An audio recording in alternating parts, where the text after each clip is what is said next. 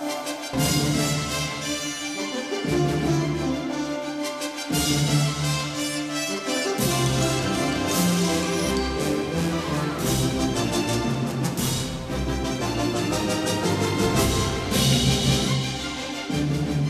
from the Pope John Paul II Cultural Center in Washington, D.C., Raymond Arroyo.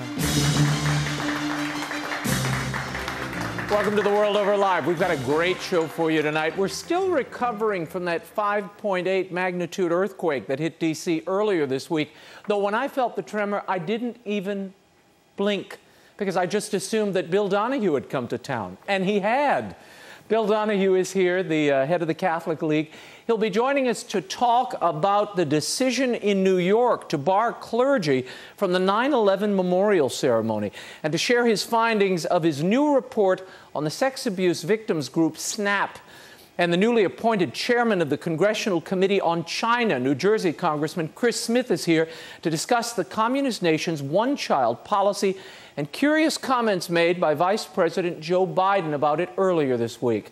And later, if you'd like to be part of the show, give us a call, 1-800-221-9460 in the U.S. and internationally, 205-271-2980, or drop us an email, worldover@ewtn.com, and we'll get to all your questions. But first, here's the brief news from the world over this week. As the battle for Tripoli and the search for Libyan strongman Muammar Gaddafi continues, the fate of Catholics there is unknown. ENI News is reporting that there's been a break-in at a Catholic church in Tripoli. At this time, Bishop Giovanni Innocenzo Martinelli is unaccounted for. That is not to say that the bishop is in peril, but most phone lines have been cut, and according to the report, the bishop's phone has gone unanswered.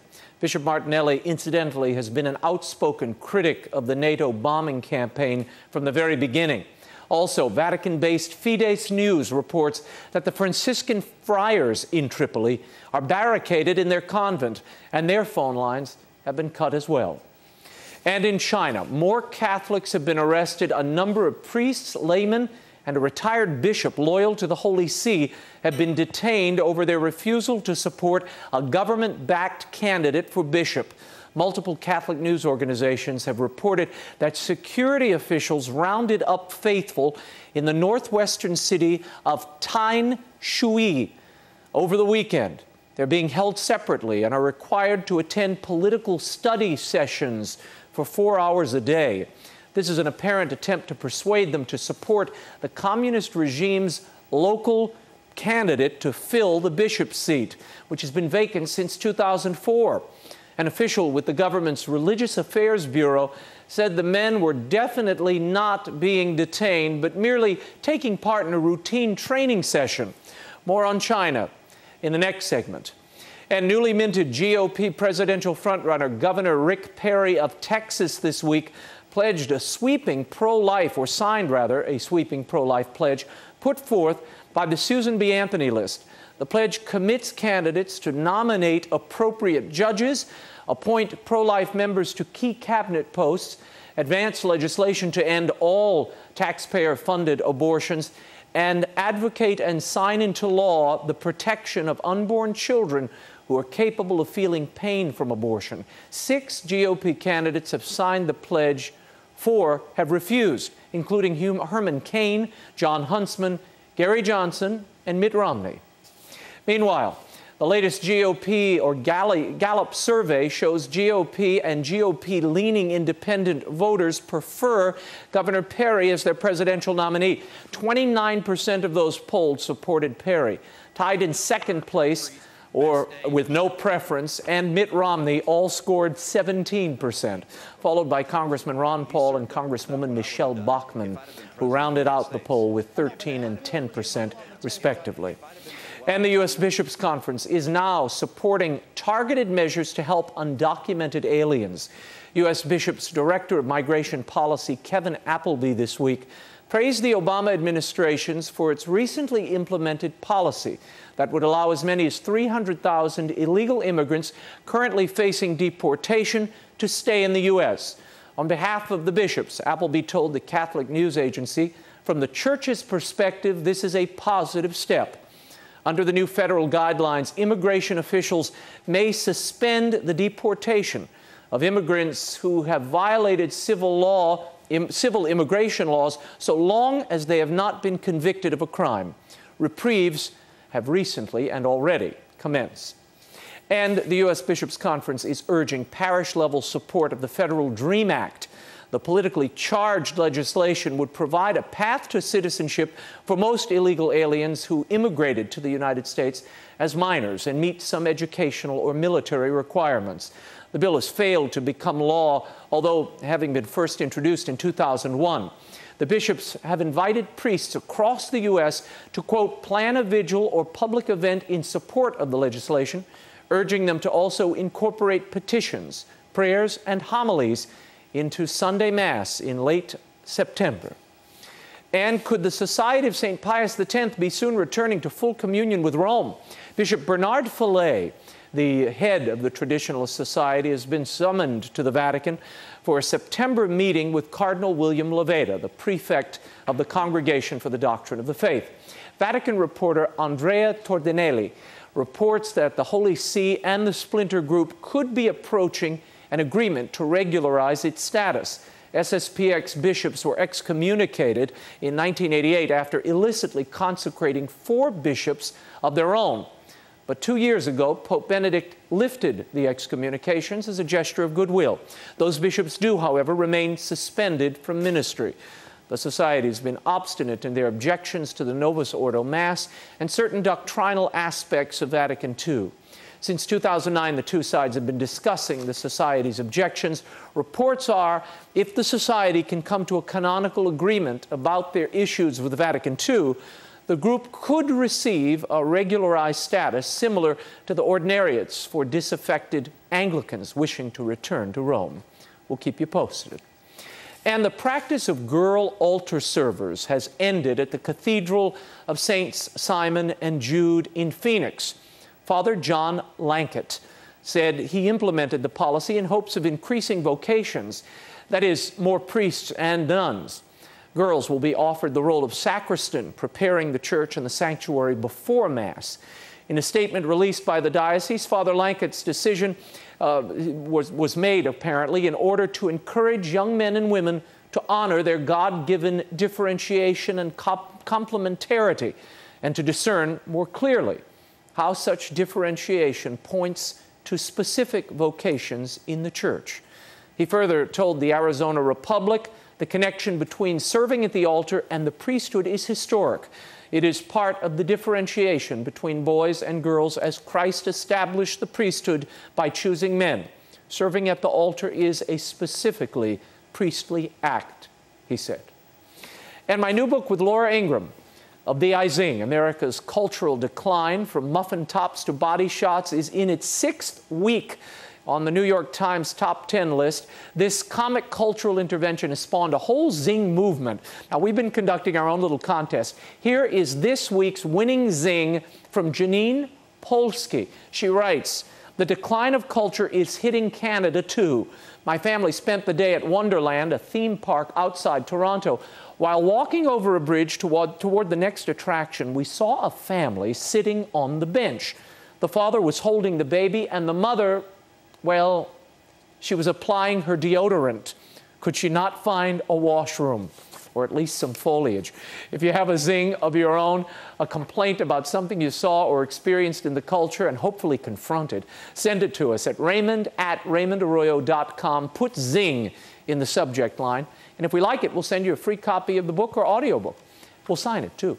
Of the I Zing is still available at book retailers everywhere. Up next, Congressman Chris Smith is here to talk about China's one-child policy and Vice President Joe Biden's comments this week. If you have a question for the Congressman or Bill Donohue, the number 1-800-221-9460 or email worldover@ewtn.com. Stay with us. We'll continue in a moment.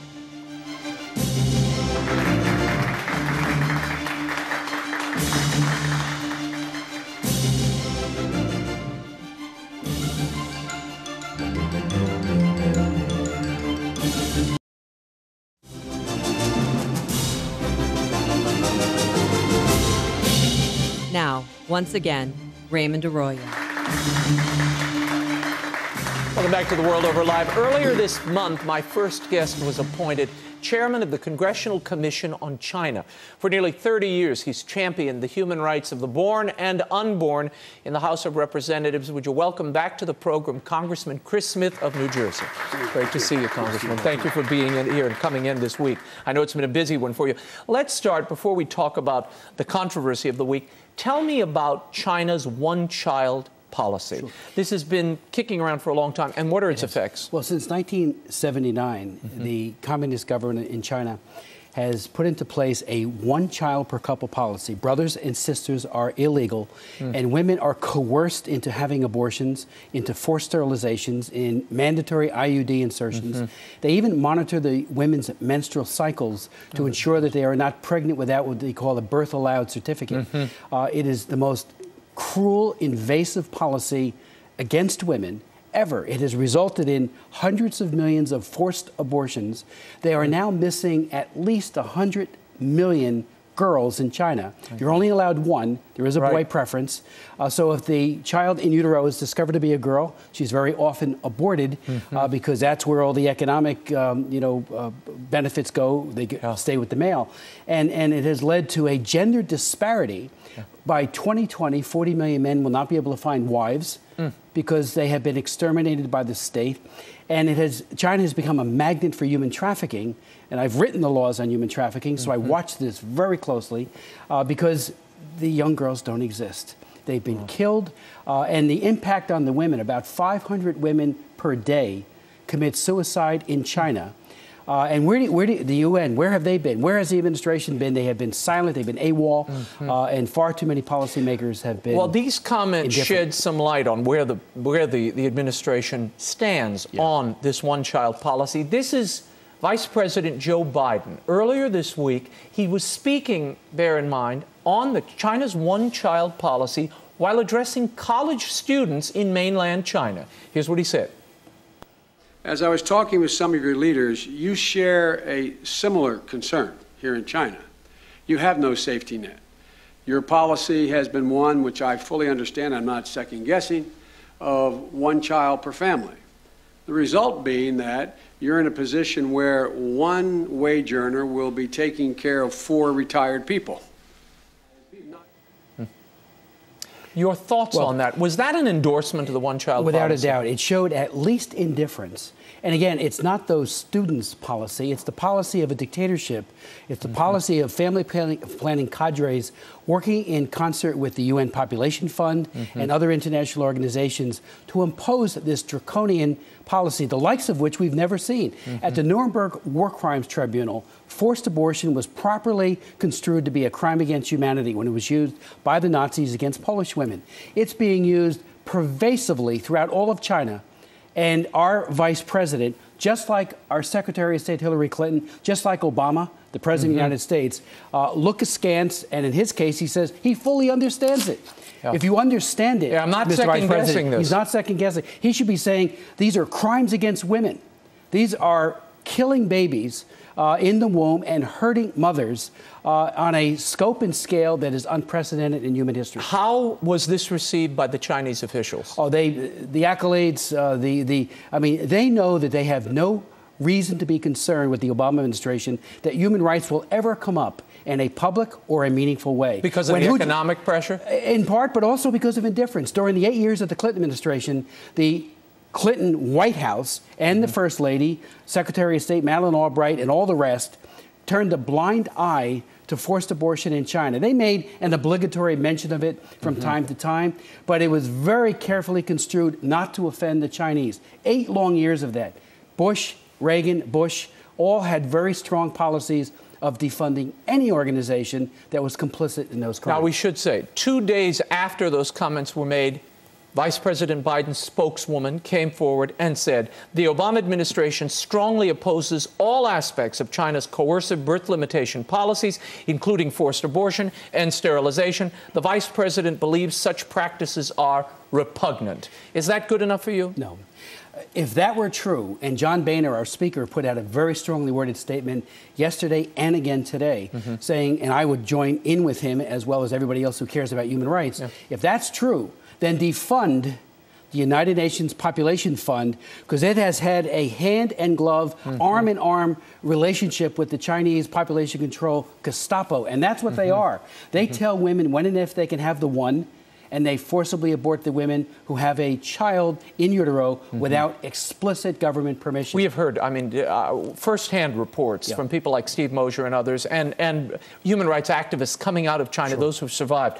Horrific stories. Little infant girls literally taken away, ripped from their parents by these birth control or what do they call them? Family planning officials. Yeah. They literally plan the child's death by yanking it from their arms, and they crash its head on a rock nearby. I mean, it's unbelievable the barbarity. They do it. You know, some women are able to evade detection early in their pregnancies, but informants, often with government support, say that woman is pregnant, she doesn't have permission, and they go and they literally take her to the abortion mill. I've had 29 congressional hearings on human rights abuses in China as chairman of the Human Rights Committee over the many years. I offered the first amendment ever as far back as 1984, 27 years ago, to condition U.S. foreign policy aid on non-complicity in these crimes against women. And this administration completely turns that around, and Clinton did it as well, and gives money, $50 million, U.S. taxpayer funds, to the UN Population Fund, which has, they should be held to account themselves for this complicity in these crimes against women. And I had a hearing, very quickly, Raymond, a woman named Wu Jian, a Chinese student studying in the United States. She was forcibly aborted. There are no unwed mothers in China unless they can evade detection.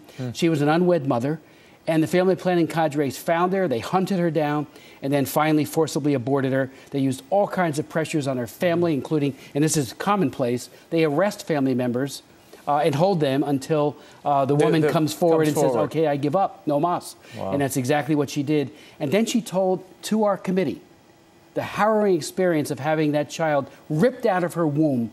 And they were so cruel that they put a body part on her, right next to her, to taunt her.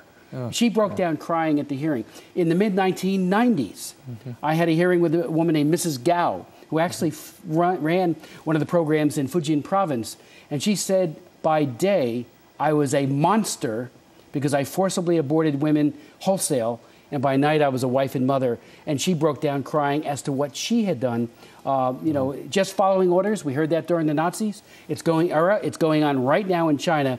And our vice president said he fully understands that, and he's not going to second guess it. That gave the green light to Beijing to continue unabated in these crimes against women and children. It's an outrage. Let's talk about, as a senior member of the House Foreign Relations Committee, you recently called an emergency hearing for the situation in Sudan. We've been following this very closely with Bishop Makram Gassis, who over the last few months has been in the United States a lot and updating us. What is the situation, and why are you so concerned? Well, unfortunately, you know, we were hopeful but very cautious when South Sudan got its independence and in early January became the newest country in the world. There are very, very fine leaders there who are trying to craft a country that respects human rights, has the rule of law. But unfortunately, Bashir, who's the dictator in Khartoum, and his government is now fomenting problems again, not unexpectedly, but it's awful, in Abyei and South Kordofan. Abyei is that oil-rich area between North and South. That's right. And a lot of unresolved issues, especially as it relates to oil, pipelines, line of demarcation for where the boundaries are. But you know, the Republic of Sudan, that is to say, based in Khartoum, have been so intent.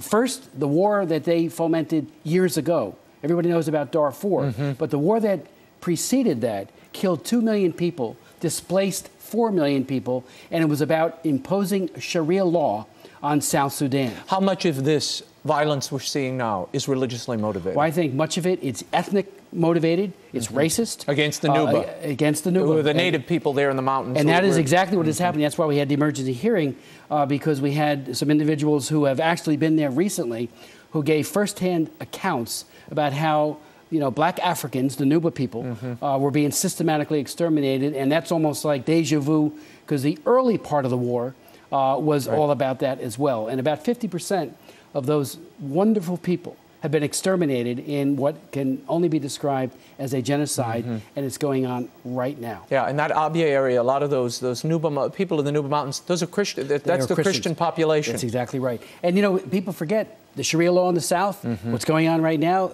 Regrettably, these are radical Islamic impositions of Sharia law, or attempts to impose it.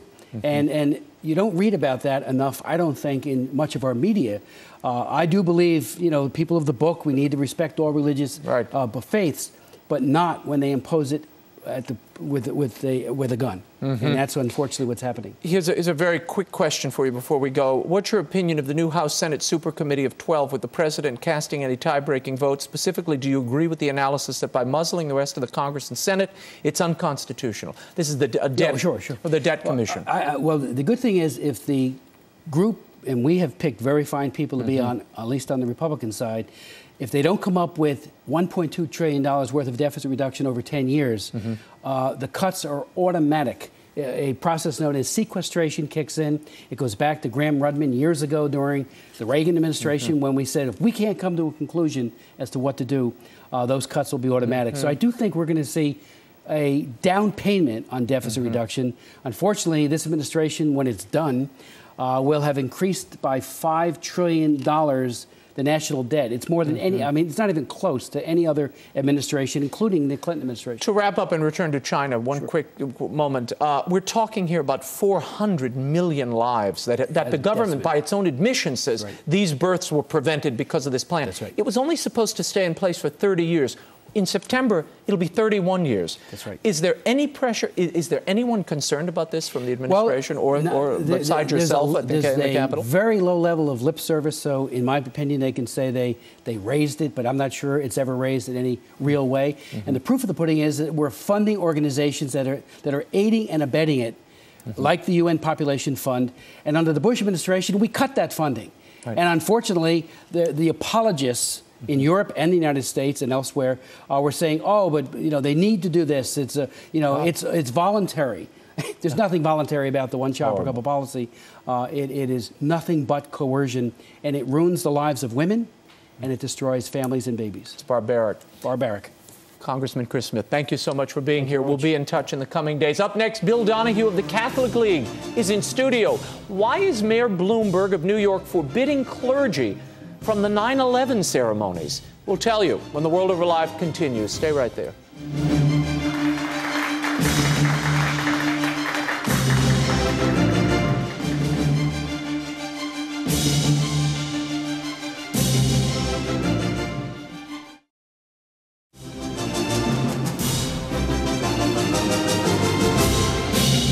Now, once again, Raymond Arroyo.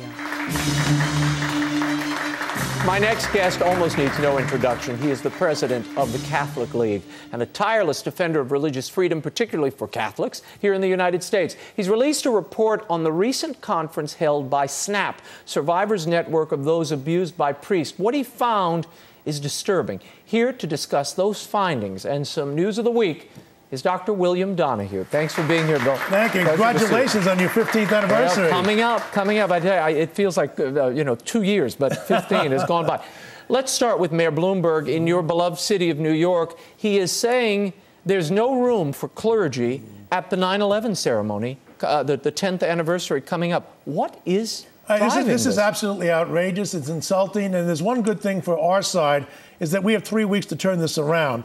And I think the people can turn it around to the families. The reason I say that is that the pretext for this, for basically banning and censoring the free speech of all clergy at the 9/11 memorial ceremony, is that they wanted to focus exclusively on families. Well, of course we should be concerned about the loved ones, the people who lost their loved ones on 9/11. But is he really saying that if you have a priest or an imam or a minister or a rabbi at a ceremony of this nature, that you're detracting from the focal point? Have they bothered to ask the family members who lost their loved ones? And I think those are the people who can turn it around, because if they speak up, then the pretext is gone. Well, have we forgotten about Father Judge? Have we forgotten about most of those men, the firefighters, the first responders who went into those buildings, they were Catholics, by the driven way, by their faith. We did some work on that over the summer. As you know, the government's not allowed to ask people questions about their religion, but there's a lot of anecdotal evidence. And we did our staff over the summer, and we pieced together all kinds of stories through LexisNexis and Google and the like, and we came up with approximately 2/3. 2 out of every 3 of the first responders and of the people who died were Catholic. Now, I'm not saying that the other third don't count. Of course they count. They're equal human beings. But it is of particular significance to Catholics. Now, this mayor has a autocratic streak in him. So, he has a way of tendency of making policy based on his own preferences. He's a thoroughgoing secularist. That's fine with me. But you know what? This is the imposition of his secular vision on New Yorkers. And it's not just New Yorkers. This is a national event on 9/11. But wait, this is the guy who was arguing to have a mosque at 9/11. That was no problem at all. Now you can't even have a minister show up and mutter a prayer at the ceremony. When prayer and faith was so revived in the wake of 9/11, it became the glue that held that city together. And now we're getting people trying to walk it back by saying, well, who's going to make the decision as to who speaks there? I've come up with a conclusion. Hello, here's a nice proposal. You have a country which is based on the Judeo-Christian principles. That means you include a priest, a minister, and a rabbi.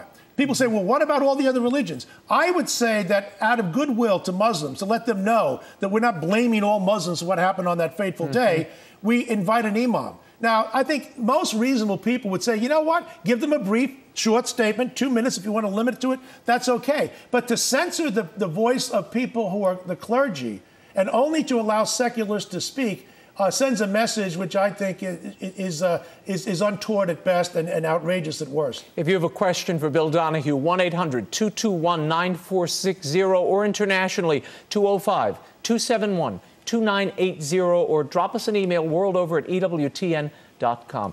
Bill, let's move on. Also in New York, they're imposing, once again, Mayor Bloomberg, a sex ed curriculum that will hit middle and high schoolers. So kids in 6th or 7th grade and again in 9th or 10th grade will have to take this sex ed curriculum for a semester. Well, look, there are 2 problems with this. One is process. And even if you disagree with me and you like the sex ed progressive style, you should be concerned if you're in education about the process. I spent 20 years in education. And let me tell you something. When you have a new curriculum, it takes forever. There's committees and subcommittees, and it's a long, drawn-out process. Now, quite frankly, what happened here is that the mayor, through edict, decided that he wanted this curriculum. Where were the teachers involved in this? There were no major studies. As a matter of fact, when the media interviewed me about this a couple of weeks ago, they asked for copies of the curriculum. Well, we don't have it released yet. We don't have all the evidence. Look, all I'm saying is this, even substantively, they've been giving away free condoms to the students in the public schools for over 20 years. The more they give out the condoms, the higher the STD rate, the higher the illegitimacy rate. I'm not saying the distribution of condoms causes it.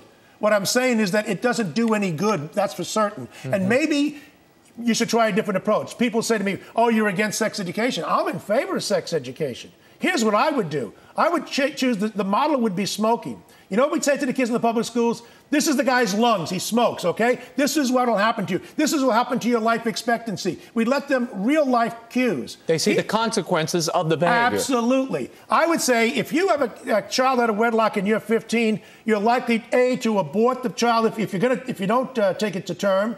What will that do to your psyche as the woman? What will that do to the child? If you do take the child to term and you have the child out of wedlock, your chances of him being in poverty are enhanced dramatically. The life chances of that child are bad. And then the rate of sexually transmitted diseases are much higher. So in other words, I would give them a sex education as to what really happens to people when they are too young to engage in sexuality.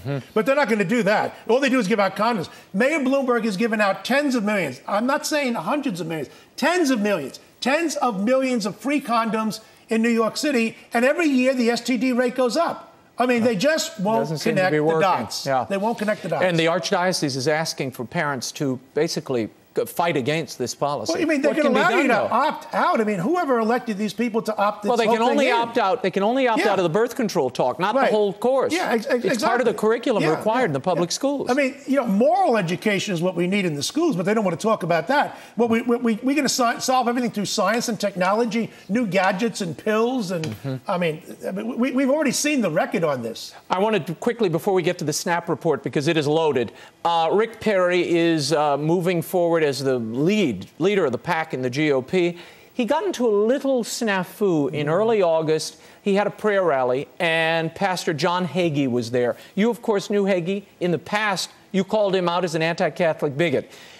Others are saying this is Rick Perry's Catholic problem. Is it a Catholic problem? Well, look, as you well know, I'm not a Republican or a Democrat. I used to be a Democrat, then I became a Republican, and now I'm independent. And I have to be that way in the Catholic League job.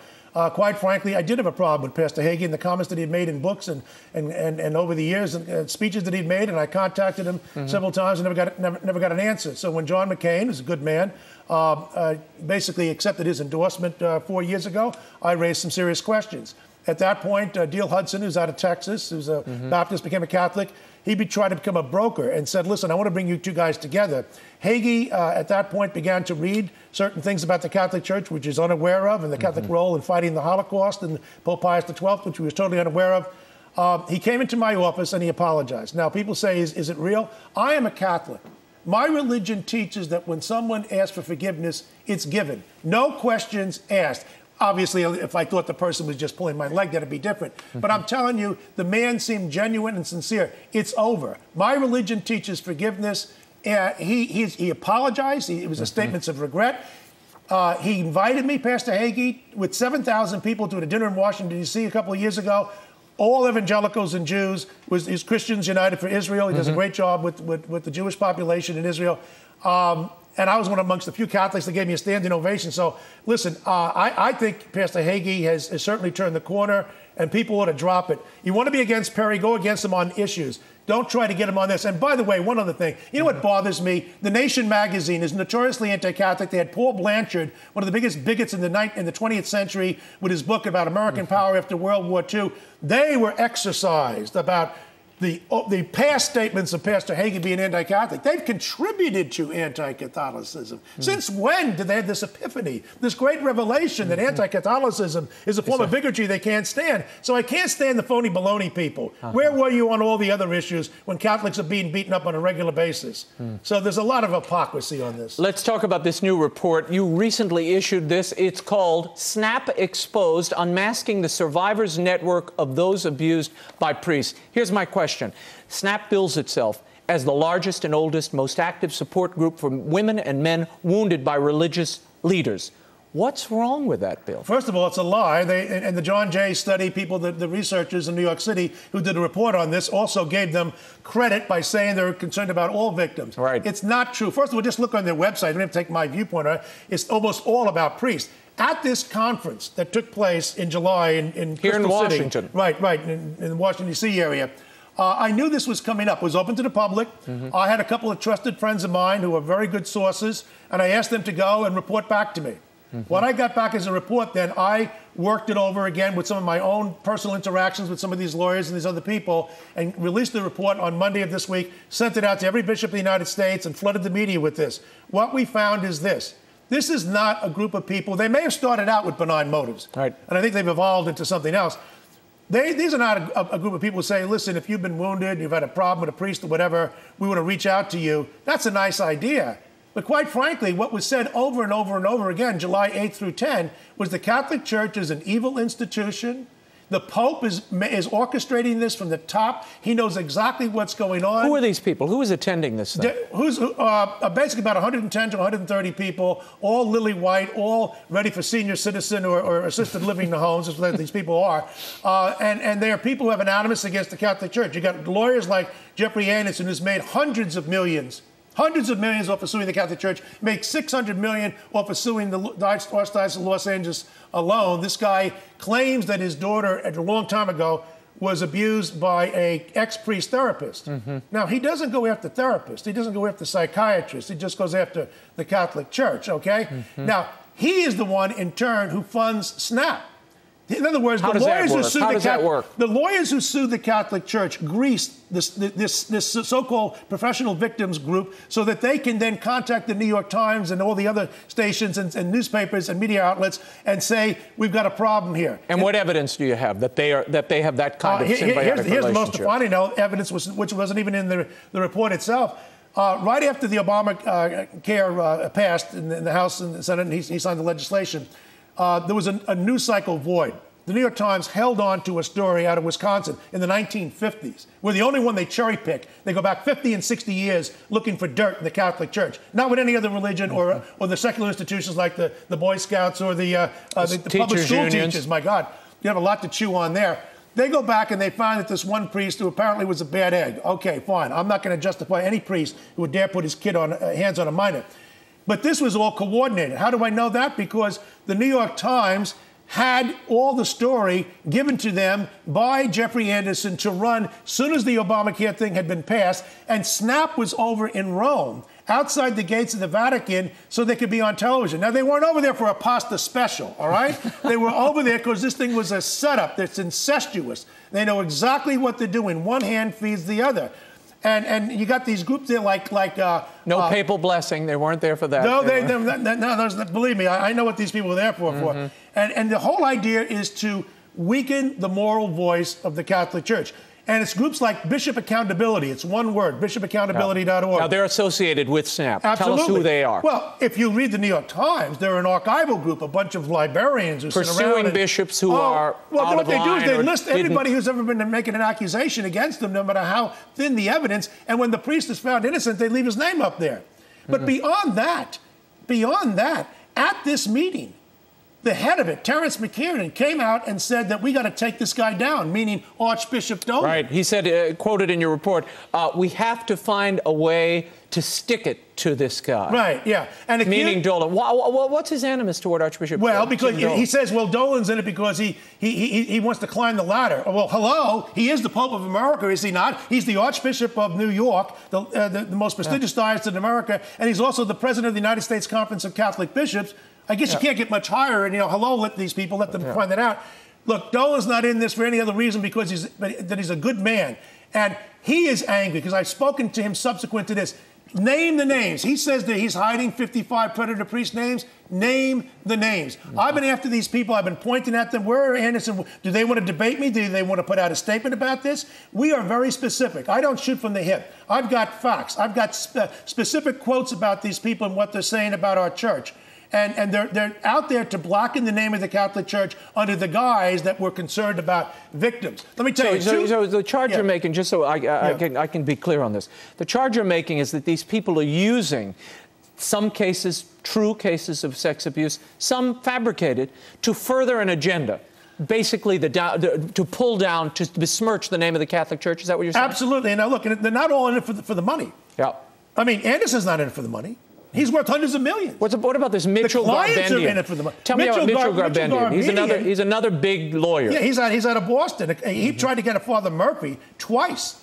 He broke this priest. He died here a broken priest because he was twice brought up on charges, which in both cases Garbandian lost, and the priest was innocent.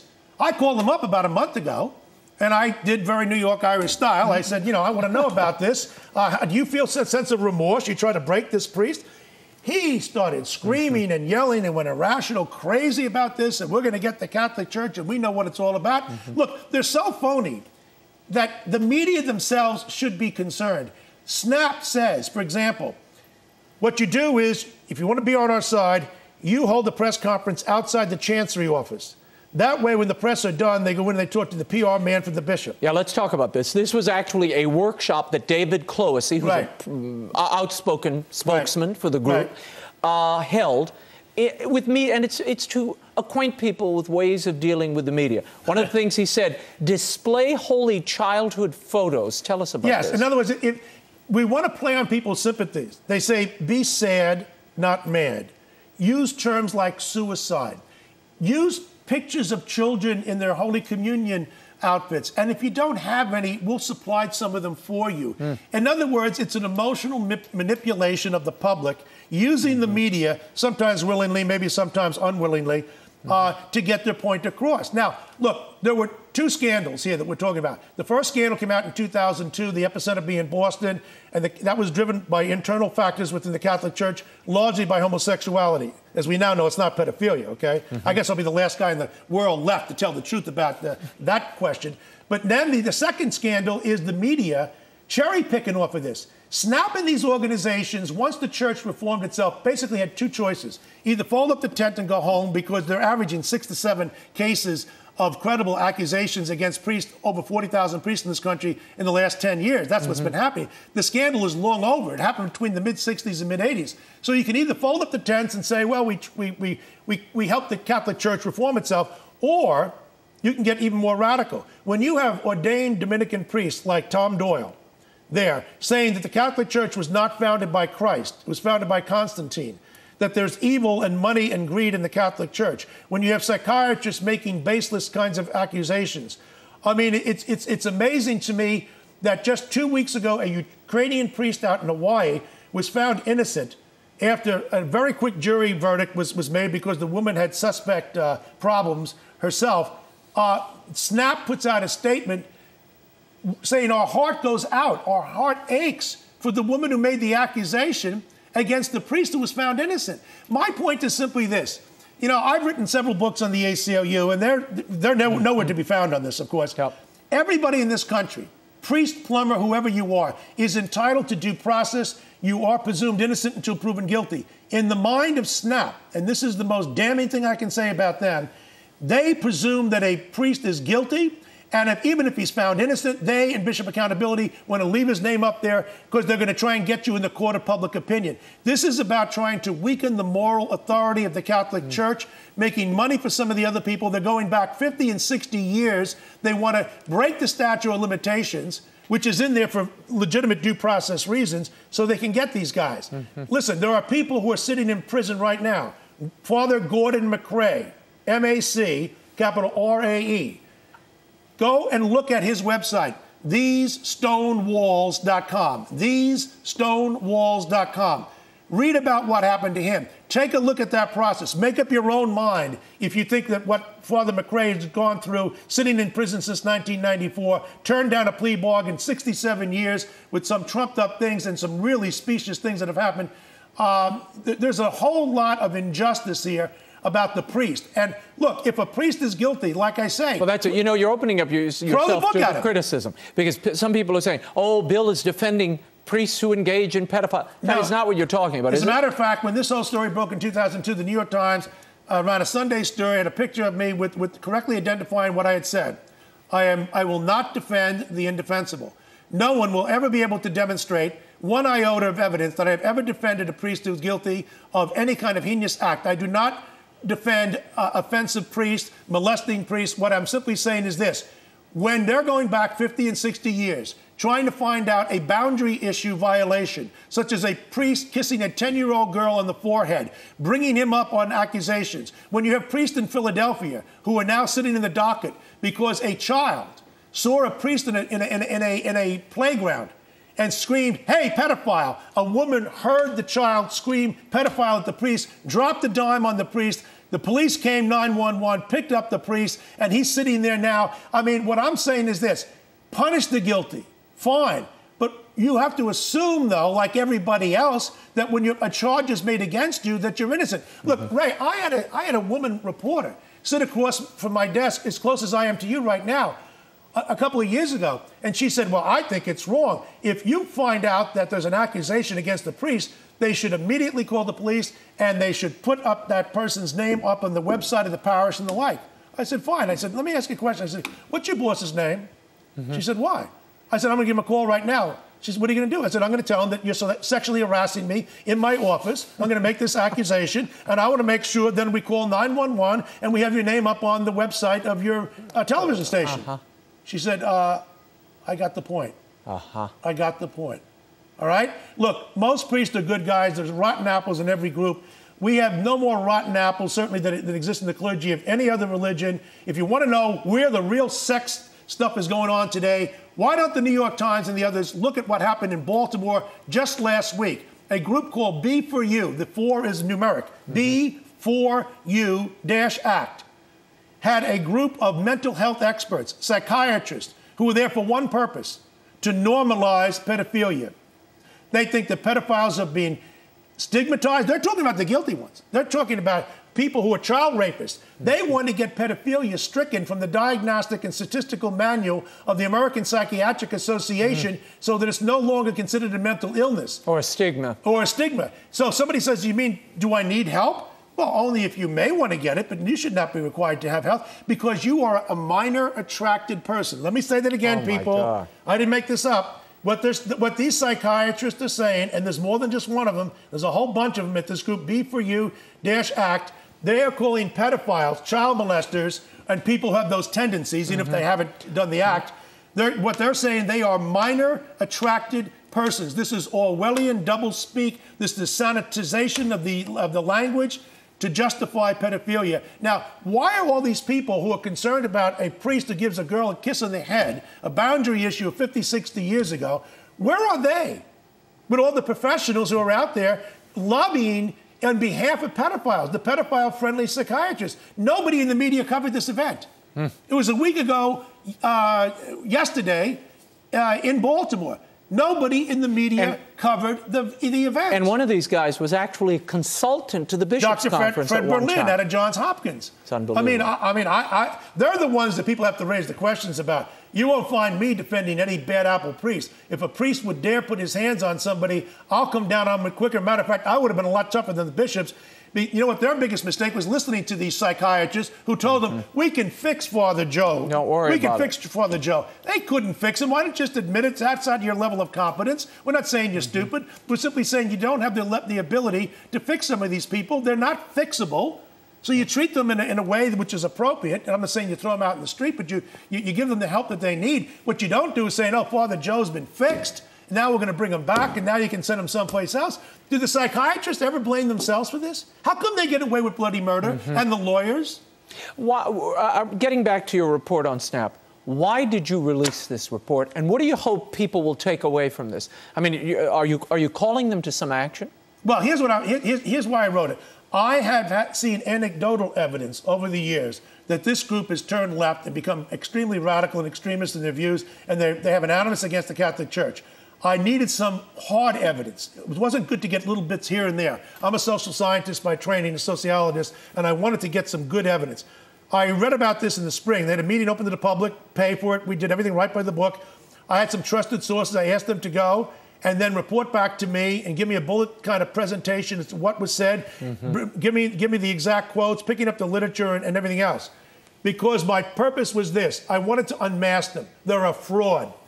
SNAP is designed for one reason. They want to try and take down the church. If you read what Jeffrey Anderson and these other ones have been saying, we did a study on him just this week, which will be releasing that as well. They constantly have this cabal, this conspiracy, this Manichaean idea of good and bad where the Pope is running things. Now, let me tell you something. I got a small organization. I don't even know what the people in the Catholic League are doing at the time. I got a small organization. How in the world would one person in Rome, with an organization over 1 billion people, with hundreds of thousands of employees, how would he possibly know people from Kansas to Kenya, what he's doing and why he went from here to there? I mean, the mind boggles at these people. They're either just plain stupid or they know exactly what they're doing and they don't care. They're in the game of throwing up as much mud as they can. Anything that sticks is good. Because like I say, they're in it for ideological reasons. It's visceral, it's deep-seated, it's hatred. You can't even buy them off. Well, reading the report, it also seems it's part of the media massage needed to further these cases and apply public pressure so that the statute of limitations is lifted and that you create a different due process for priests or members of the Catholic Church. And it's always the priests. You know, let me tell you something. In all the states in this country, we have what's called sovereign immunity. In other words, if they say we're going to rescind the statute of limitations, unless they expressly say this applies to public institutions, it does not. And public institutions, you have 90 days to report. They want to do with the rescind the statute of limitations. They want to go back years. They're cherry picking after the Catholic Church. Now, look. I've stood with Archbishop Chaput, who's out of Denver. He's going to be taking over Philadelphia. He's a good man. We don't care if you want to rescind the statute of limitations, you want to dump it and start over again, fine. Let's make sure that we treat priests the same way we treat the imams, the rabbis, the ministers, the priests, the lifeguards, and everybody else, as well as the psychiatrists. Let's not forget those guys. I want to go to the phones before we run out of time. Go ahead, Ann. You're on the World Over Live. What's your question, Ann? Where are you calling from? Yes, California. California, go ahead. My question is, these priests who have been found innocent, well, isn't it about time the Catholic Church countersues for defamation and anti-Catholic bigotry because many of them are just opportunists. And it's just not fair to the innocent priests. Thanks for the call, Ann. There are some priests I've spoken to would like the church to do that. Others just want to get this thing behind them. They're embarrassed. They're broken. There are so many good men who have had their lives destroyed as a result of this kind of thing. But it's pernicious what's going on. And again, they're going after only one group, and the media tolerate it. It's amazing. And when you stand back and look at it and how it's orchestrated, and as you said, it does bring questions to mind when all of these cases are reported. There is a SNAP person in front of the Chancery. There's someone in front of the Vatican. It does seem to be a coordinated Well, we're not talking about new here. cases. That's what I'm telling you. The sex abuse scandal in the Catholic Church has been long over. We know this from the data. It occurred between the mid-'60s and the mid-'80s. I mean, it started with the sexual revolution. It ended with the discovery of AIDS in '81 and the church getting a little bit of a wake-up call. These are cherry-picking about old cases. How many people are members of SNAP? I mean, is this a big grassroots organization? No, it's not a grassroots organization. It's a small organization. If you take away the funding, I'll give you a perfect example. They raised $30,000 at the meeting last month in July. Okay. $20,000 came from two lawyers, all right, Anderson and this other guy. I mean, and quite frankly, look, these people know about my report, okay? If somebody had said about me the kinds of things I'm saying about them, and I'm very specific, you would have heard from me, all right? Let me tell you something. I would have called you out. I would have had a press conference. I'd be in the street saying, prove it. Well, how come that's going mum with me? How come they don't want to talk to me? It's very interesting. It really is. And the report is fascinating. And you can read details at the Catholic League website. Bill Donohue's report, SNAP Exposed. It's available at CatholicLeague.org. Bill Donohue. Thank you so much. It's never a bore when you're around. Thanks for being here, Bill. Until next week, you can find updates and the occasional commentary by following me on Twitter at twitter.com/Raymond Arroyo or on my Facebook page. Those of you who follow me not only get previews of the shows, but additional material. In fact, I linked up Bill's entire report at my Facebook page. You can go there and find it. It'll take you right to his website. You can always find me at RaymondArroyo.com and links to both the Twitter and the Facebook pages. Until next week, we'll be scouting the world over for all that is seen and unseen. On behalf of the staff and crew of EWTN News, I'm Raymond Arroyo. Thanks for watching. We'll see you next time. Bye now.